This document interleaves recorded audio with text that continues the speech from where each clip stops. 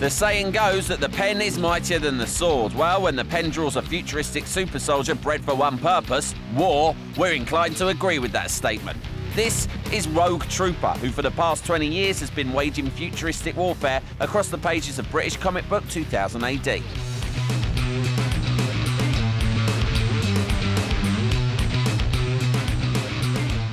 He's so successful, he's about to front his own video game. The story is set on a planet called New Earth, which has been completely devastated by decades of war. One of the sides has created a race of genetic infantrymen who can breathe poison and are affected by various weapons and survive in irradiation zones. So Rogue's one of those, and his entire unit is wiped out in an ambush, and he's a sole survivor. And it's kind of a quest story for revenge to find the person responsible for massacring his buddies. His appeal can be summed up in one line. With Rogue Trooper, he's a genetically engineered soldier hunting for the traitor general. So that's his sole quest, that's his raison d'etre. New Earth, it's just this bizarre battlefield with all this kind of weird stuff in it and really weird technology. And I think the readers always liked that, especially since the art was so good. You get these like tanks that are 50 feet high and things like that, and bizarre robots and all this really kind of cool, weird technology that's in use in this place. Not content with the constraints of a 2D panel, Rogue is blasting his way off the page and onto the console. UK games developer Rebellion purchased 2000 AD and its lineup of comic characters 5 years ago, and they've been entrusted with that tough task. One of the great things about taking a comic character and putting them into a game is that comics themselves are very three-dimensional, they're very visual, there's a lot of action and a lot of movement, and that's something that we try really hard to bring out. In a comic, you're actually just watching somebody's heroic actions and process and reading it passively, a bit like watching a movie.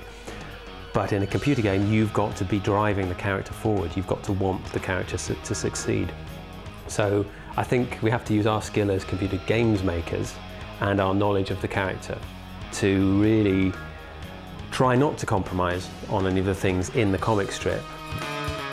To faithfully recreate the comic strip look on console, the developers have recruited veteran artistic talent.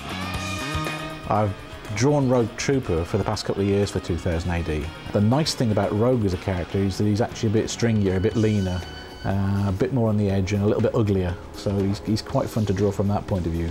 After all, you get a bit bored of drawing nice square-jawed characters. You want a bit of grit, and there's a lot of grit in Rogue Trooper. I love drawing the strip, I always love reading the strip, and I'm fascinated to see how it works in terms of a computer game, because I think that's really its next logical step. But transforming Rogue from page to pixel is a painstaking process. We research a lot into the original concepts, read all the comics, you know, really get into the story, get into the head of the artists that have done it before. I then take those, work up a 3D model inside the computer.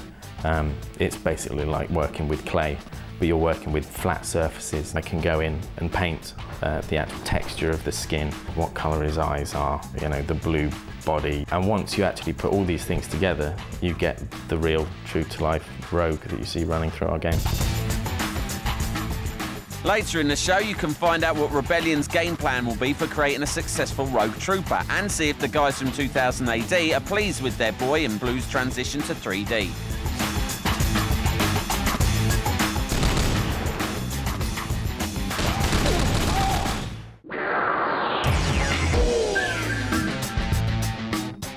Earlier in the show, we brought you news of comic book legend Rogue Trooper's first foray into the world of gaming. We've drafted in Rogue's comic book artist and writer to find out how successful Rebellion have been transforming the ultimate 2D soldier into a fully formed 3D fighting machine.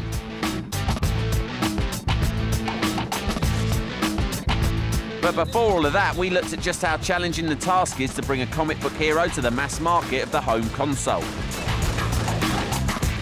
If there's one thing the fans will want, is that they want the game to remain true to the strip that they've been reading and that they really enjoy. So they'll be expecting a similar kind of look. They'll like the same kind of feel that the comic had. However, for game developers Rebellion, it's not the first time they've brought a comic book character to life. In 2003, they masterminded Judge Dredd's game in return in Dredd vs. Death. So it's not a surprise they know the importance of pleasing the unforgiving fan base. Our adoring public. Dredd, you gotta stop holding your fan club meetings outside City Hall. One of the biggest issues for us is dealing with people's expectations who are fans of the comic strip, because they'll have their own ideas about how the character moves and what they sound like and all these other things.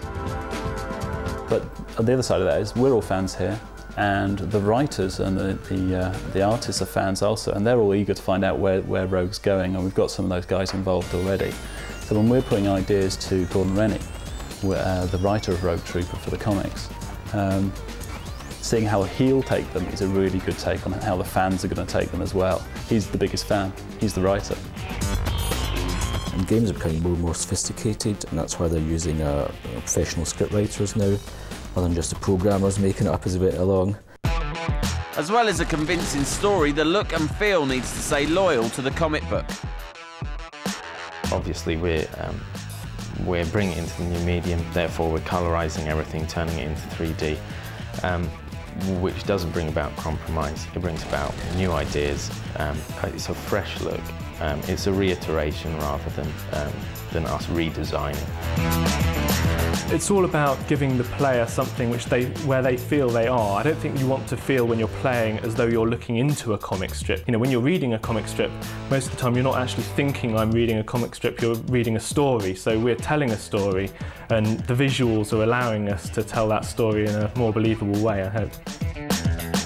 Because computer games are based in fantasy anyway, compromises were very few. There's really nothing that you can't do with computer games that happens in the comics.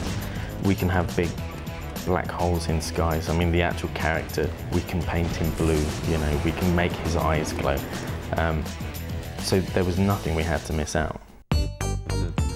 With our blue anti-hero up and running, we thought it was about time we let the team behind the comics see if Rogue could survive the jump to 3D. The wait was over and the guys finally got the chance to play as Rogue in his new PS2 and Xbox home. Artist Mike Collins was fascinated by the attention to detail. I like the fact you're giving him the combat trousers that Tor Cyan has rather than the skinny ones he has in the original strip. While writer Gordon Rennie was only interested in killing. Where's his gun? His gun. Collectively, it's a thumbs up on Rogue's transformation into a fully moving 3D character. It actually works better than it does in the comic, I like that. You can judge for yourself if Rogue can live up to his comic book tradition when Rogue Trooper blasts its way onto your console later this year.